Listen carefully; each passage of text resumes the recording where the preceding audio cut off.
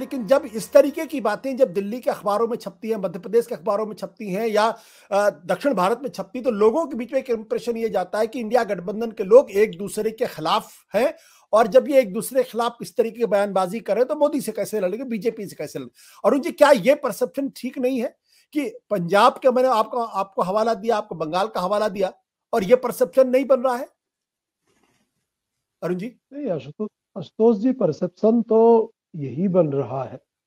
और दो बातें हैं, एक तो जो है जो अजय जी बता रहे हैं, और दूसरी चीज ये है कि कुछ तो मीडिया इस फिराक में भी लगा रहता है कि जितनी दरारें हैं उससे ज्यादा बढ़ा चढ़ा के प्रस्तुत किया जाए।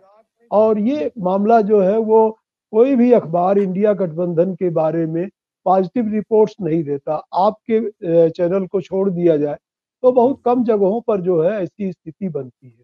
तो एक तो ये परसेप्शन बनाया भी जाता है, थोड़ा मोड़ा झगड़ा होगा, चीजें होंगी, सब अलग अलग है, रीजनल फोर्सेज हैं, सबके अपने कॉन्ट्राडिक्शंस हैं और उनको रिजॉल्व होने में टाइम लगेगा।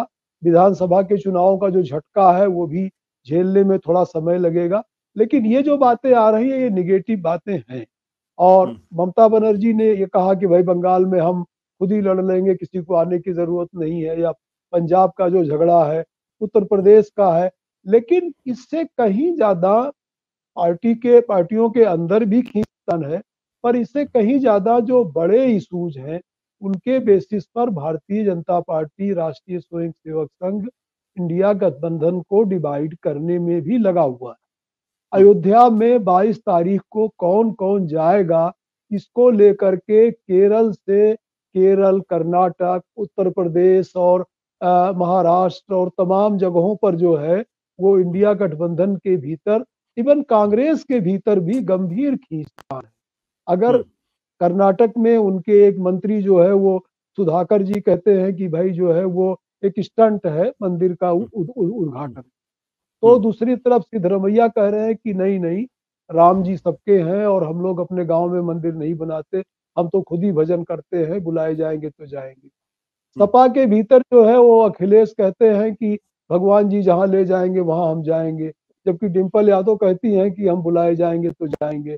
तो अयोध्या जो कि कहा जाता है कि एक तरह से जो है वो यूनिफाइंग फोर्स है, यूनिफाइंग सिंबल है, वो अपोजिशन के लिए एक डिवाइडिंग जो है वेपन बन गया है भाजपा के हाथ में। लेकिन बड़ी बात आशुतोष जी ये है कि ये सब इसलिए हो रहा है कि पीछे कोई बड़ा आइडियोलॉजिकल और बड़ा कंस्ट्रक्टिव एजेंडा काम नहीं कर रहा है। सबके वेस्टेड इंटरेस्ट और छोटे छोटे इंटरेस्ट काम कर रहे हैं।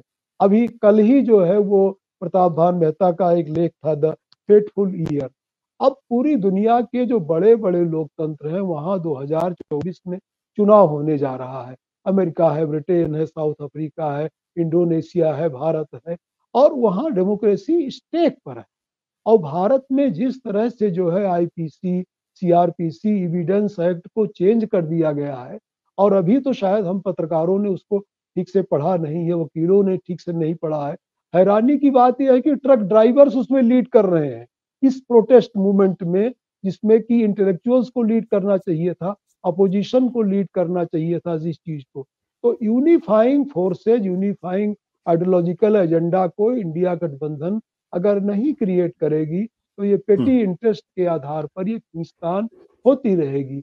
लोकतंत्र स्टेक पे है, लोगों के सिविल राइट्स स्टेक पर है, और जिस तरह से रिमांड की अवधि 90 दिन कर दी गई है, छोटा सा एक्सीडेंट हो आपका हो जाए तो आप जो है 10 साल की सजा है, और जो है 10 लाख रुपए जुर्माना है, और मॉब लिंचिंग की सजा 7 साल कर दी गई है, जो कि मर्डर का ही एग्रीवेटेड पार्ट है।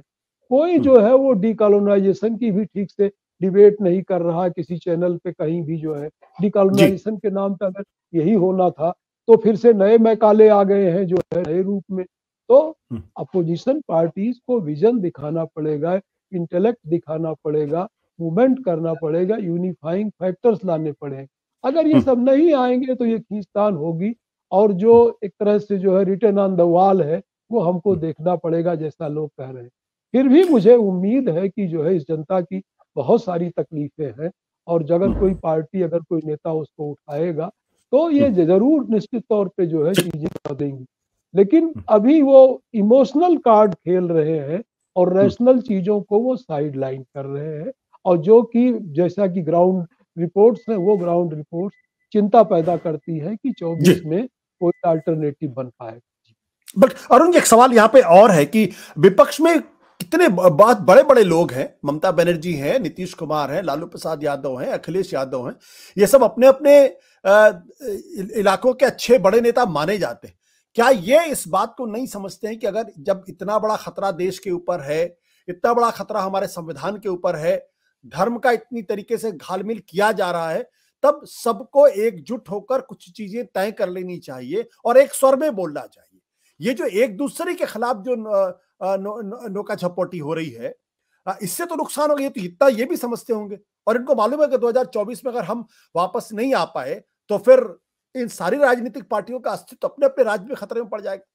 तो ये क्यों नहीं कुछ चीजें तय करते, क्यों इतना वक्त लगा रहे हैं?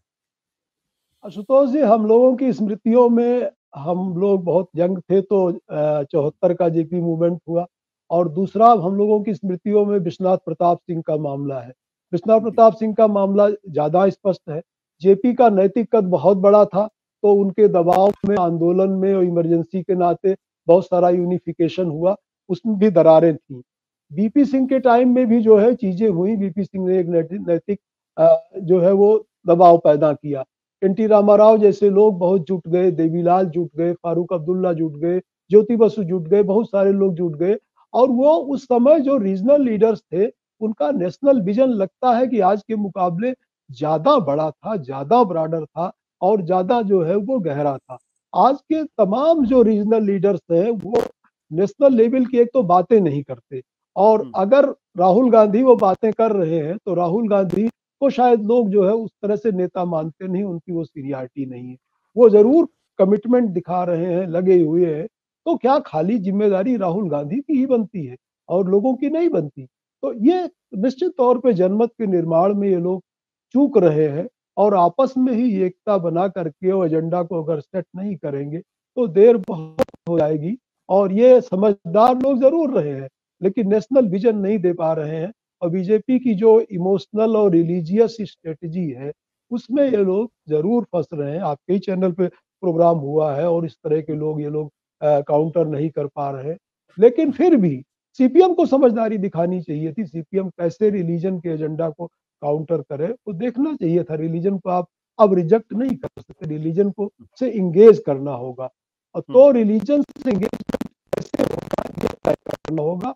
लेकिन उसके साथ साथ जो जो एक तरह से सोशियो इकोनॉमिक इशूज हैं उनको आप कैसे अपने जो है अपने फोर फ्रंट पे रखते हैं, और रिलीजन के मामले को आप जो है बैक बर्नर पे ले जाते हैं, ये स्ट्रेटजी इनको बनानी पड़ेगी और जल्दी ही बनानी पड़ेगी, तभी कोई बात बनेगी।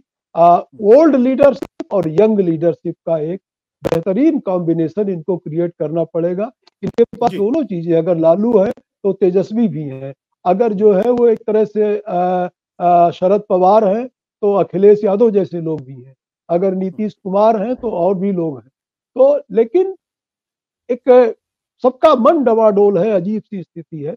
मन भी बनाना पड़ेगा कि हम भले हार जाए 24 में, लेकिन हम एक मजबूत टक्कर देंगे, ये मन तो बनाना पड़ेगा, क्योंकि संविधान खतरे में है, न लोकतांत्रिक अधिकार खतरे में है, और उनका अस्तित्व भी खतरे में है। अगर किसी को ये गलत फहमी हो कि कोई बच जाएगा, तो ये गलत फहमी जो है वो ममता जी की और जो है वो शरद पवार की, किसी की भी, वो उसको धोखा देने वाली। सत्य हिंदी का ऐप डाउनलोड करें गूगल प्ले स्टोर पर।